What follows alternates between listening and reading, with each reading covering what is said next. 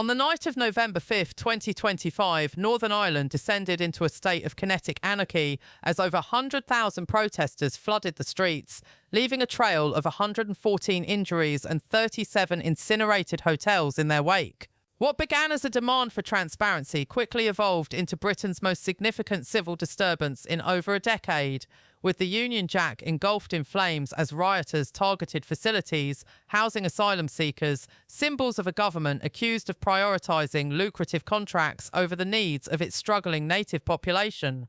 As Belfast and Derry burn and the phantom population is caught in the crossfire, the political class remains paralysed, while the Home Secretary dismisses the chaos as contained unrest.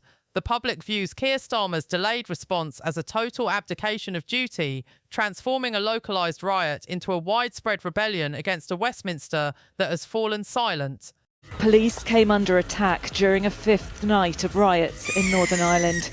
On Sky News, anchors read casualty numbers like clock ticks: 114 injured, 27 police officers hospitalised, 37 hotels damaged. National news broadcasts have become a grim ticker of casualties and costs, reporting 114 injuries, dozens of hospitalisations and nearly £70 million in property damage as the unrest threatens to paralyse vital logistics routes to Liverpool and Glasgow.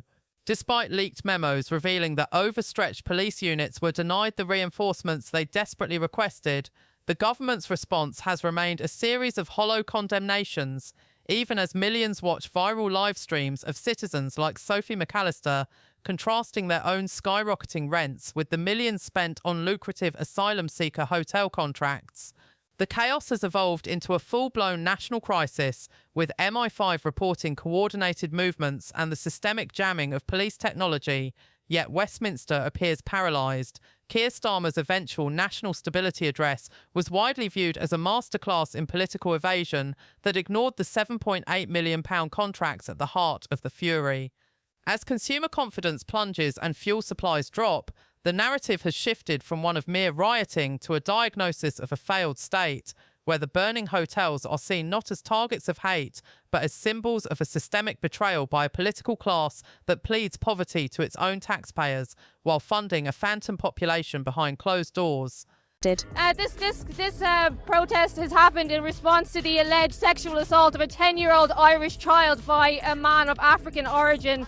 £91 million in damage recorded in a single 48-hour window.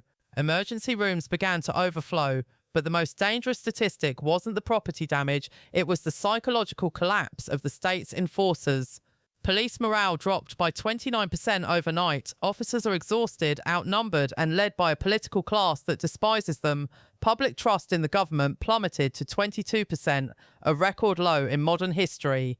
The foreign press has already labelled it the Starmer collapse in Brussels. One diplomat said off the record, Britain used to export stability, now it exports chaos. As midnight returns to Belfast, rain starts to fall over the charred streets. The sirens have faded, replaced by the hum of a city trying to breathe. We're here outside the City West Asylum Hub in Sagart, Dublin, where a huge crowd has gathered. It's at least 2,000 to 3,000 people from what I can see. In the aftermath of the chaos, the streets of Northern Ireland have become a landscape of ash and reflection, where civilians are left to sweep up the glass, while a government's promise of stability lies in literal ruins. The collapse of order was not a failure of policing, but a total bankruptcy of public faith in a political class that prioritises international optics over domestic peace, leading many to ask if this is merely a riot or a final national reckoning. While the mainstream media and the government attempt to frame the populace as monsters, the true story is found in the backstreets, where local citizens and those displaced by the fires have begun to support one another, demonstrating a grassroots resilience that Westminster has long since forgotten. Ultimately, the unity emerging from the debris suggests that the British people are not one another's enemies. Rather, the true antagonist is the calculated silence from the top that intentionally pitted neighbour against neighbour, leaving a scarred nation to rediscover its humanity in the face of systemic betrayal. The Minister for Justice has warned of serious consequences after a suspected arson attack on a building housing international protection applicants in Drogheda in County Louth last night. If we look 5 years into the future, the picture is terrifying. If this trajectory continues, if the government continues to prioritise international contracts over national cohesion, Northern Ireland will be the blueprint for the rest of the United Kingdom. In 5 years, we will not just see riots, we will see the total balkanisation of Britain. The concept of a shared national identity will vanish, replaced by sectarian tribes fighting for resources in a shrinking economy. You will live in a country where policing is no longer a public service but a private luxury for the rich, while the working class is left to defend their own streets with whatever they can find. The peace walls in Belfast won't come down. They will go up in Birmingham, in Manchester, in London. 36 police officers have now been injured and 6 arrests made. For now, multiple appeals for calm have gone unheeded. We are sleepwalking into a future where the state exists only to collect taxes but provides no security, no borders and no hope. This is not accidental. This is managed decline for decades. A shadow bureaucracy has decided that the British identity is an obstacle to global integration. They view your demand for safety as populism and your demand for borders as hate. The events in Belfast are not a tragedy to them. They are a stress test. They are watching to see how much you will tolerate before you break. The Prime Minister's refusal to visit Belfast is not cowardice. I utterly condemn the violence that we've seen overnight in Ballymena and in other parts of Northern Ireland, including against PSNI officers. It is contempt. It is a signal that the provinces do not matter to the metropolitan elite.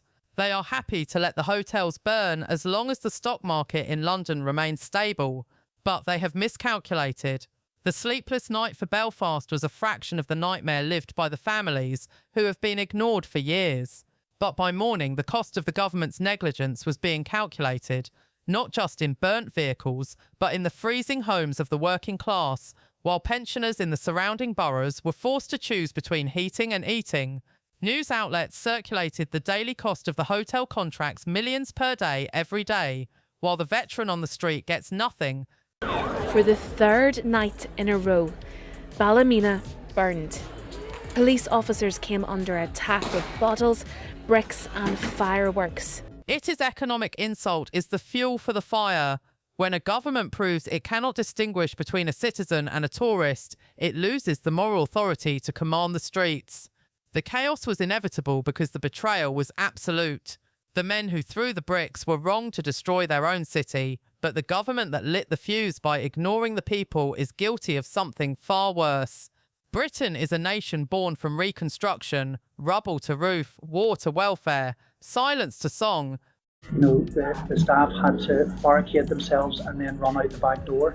Tonight's fires may not represent an ending, but rather the ignition of a question we have evaded for far too long. How much systemic failure is required before a nation demands an entirely new way of life? While the physical buildings in Belfast will eventually be rebuilt, the smoke has etched a permanent lesson into the British consciousness that true strength is found in the resilience of the people, not the heavy-handed control of a paralysed government. From the nurses and veterans to the teachers standing amidst the ash, the public remains vigilant even as Westminster hides behind closed doors, marking this as a final dire warning to the establishment. If the government fails to acknowledge the reality of this betrayal, the next eruption of fury will not be a contained incident, but the total collapse of the United Kingdom as a functional state. The flames might fade by dawn, but with the Prime Minister hidden and public trust reduced to cinders, the eyes of the nation are finally wide open to a national reckoning that can no longer be ignored.